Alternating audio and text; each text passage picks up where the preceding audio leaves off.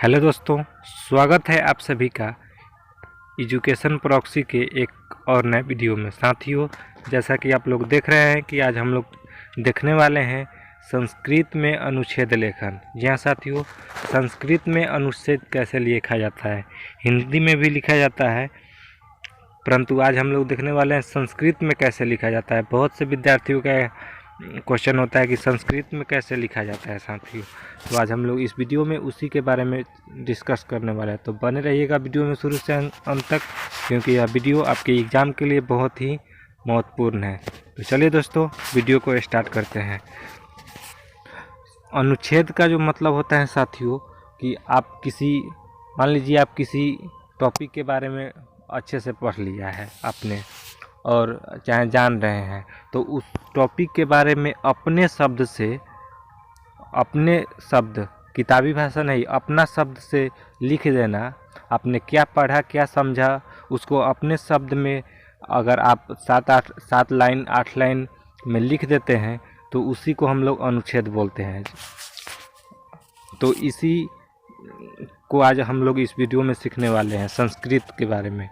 साथियों, बने रहिएगा वीडियो में, क्योंकि आज हम लोग लिया है बहुत ही इम्पोर्टेंट टॉपिक जिसका नाम है हिमालय। हिमालय अक्सर दे दिया जाता है 10th बोर्ड एग्ज़ाम में, दे दिया जाता है कि हिमालय, और आपको 4 ऑप्शन दे देंगे, 4 दे दिया जाता है, जिसमें से अगर आप जिस पर भी आप लिखना चाहते हैं, जिस पर आपको लिखने आ जाता है, आप लिख सकते हैं, उसमें कोई ऐसी नहीं है। 4 गो में से एगो पर आपको लिखना होता है।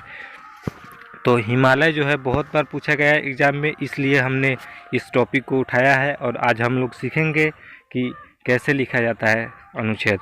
तो बने रहिएगा वीडियो में। तो देखिए साथियों,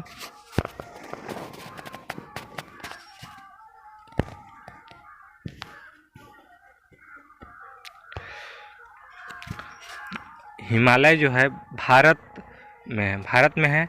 तो हमने लिखा है भारतस्य उत्तर दिशि नागाधिराज हिमालय विराजते। अगर आप संस्कृत में अनुवाद जानते होंगे करना तो आप इसे आसानी से कर सकते हैं साथियों। अगर नहीं जानते हैं तो मैं उस पर भी आपको वीडियो दूंगा, क्योंकि 7 नंबर का पूछ दिया जाता है एग्ज़ाम में अनुवाद से क्वेश्चन।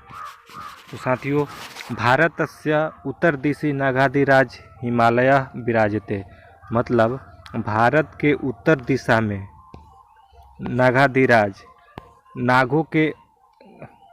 नागाधिराज का मतलब नाग जो अधिराज, नाग पर राज करने वाले नागाधिराज हिमालय विराजते, मतलब भारत के उत्तर दिशा में नागाधिराज मतलब बहुत ही विशाल हिमालय विराजित है।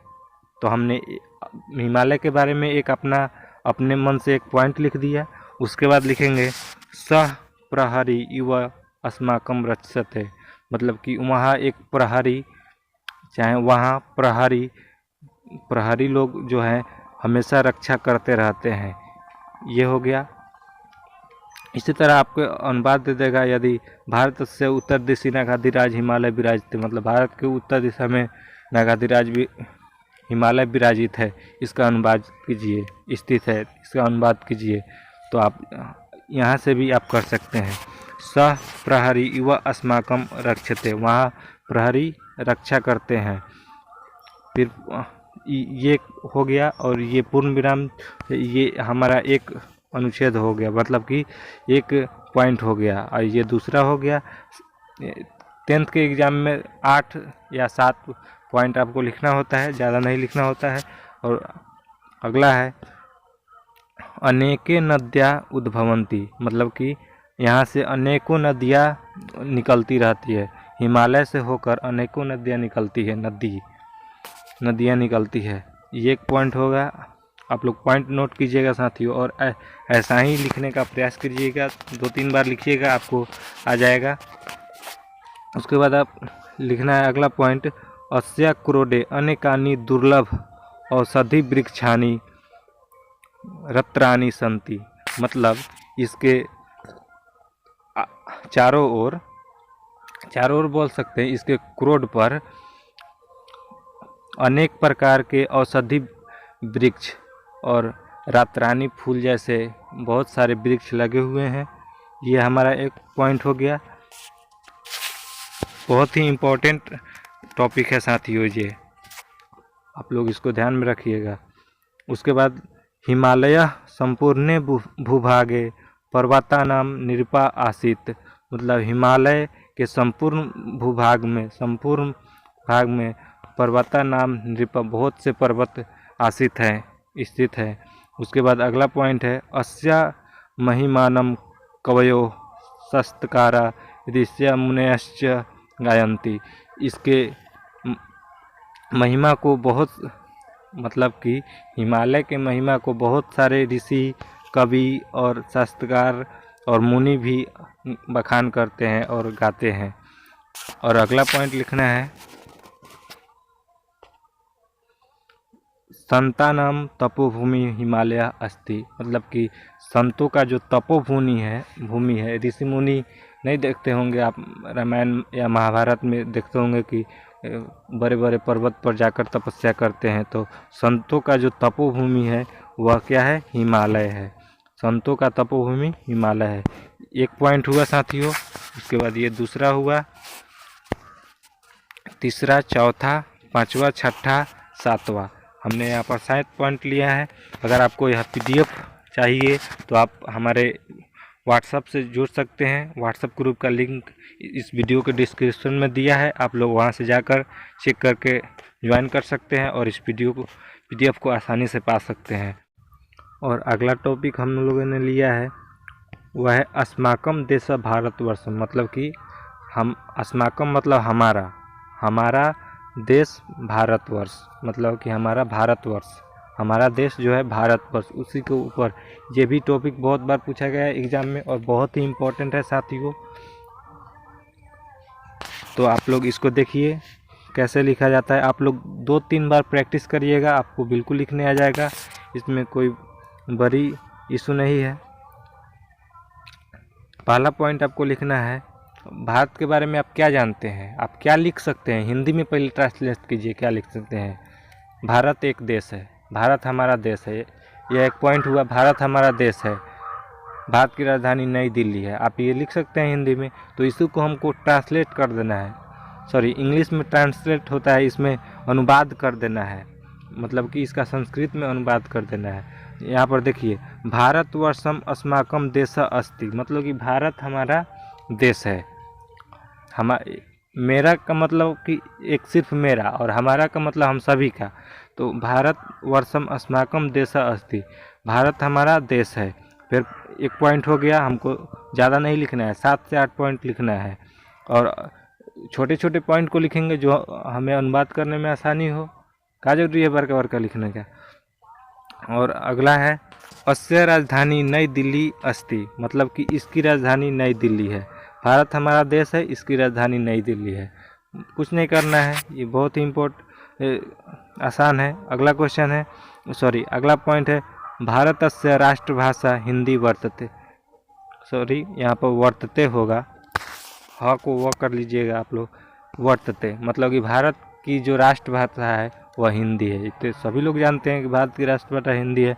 आपको एक ऐसा टॉपिक 4 आपको दिए रहेंगे, विकल्प आपको 4 दिए रहेंगे। आपको उस चारों में से जिस पर आपको लिखने आता है, जिसके बारे में आप खूब अच्छे तरीके से जान रहे होते हैं, उसको आपको चुनकर लिख देना है कि उसमें उसको इससे होता है, आपको लिख देना है उसमें भारतस्य राष्ट्रभाषा हिंदी वर्तते, मतलब कि भारत का राष्ट्रभाषा जो है हिंदी है।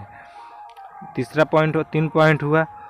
अब अस्य उत्तर दिशायाम पर्वतराज हिमालय विराजते। अभी हम लोगों ने इसके पहले टॉपिक हिमालय के बारे में अनुच्छेद लिखना सीखा था, तो उसमें हमने यह पॉइंट लिया था कि उत्तर दिशायाम हिमालय विराजते, तो वही पॉइंट है, बिल्कुल मिलता जुलता पॉइंट है।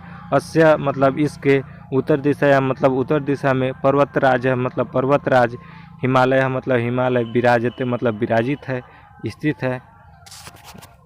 ये आपका चौथा पॉइंट हुआ। और अगला है अस्मिन् देशे षड् ऋतुओ भवन्ति, मतलब इस देश में, भारतवर्ष जो हमारा देश है, इसमें 6 ऋतु हैं।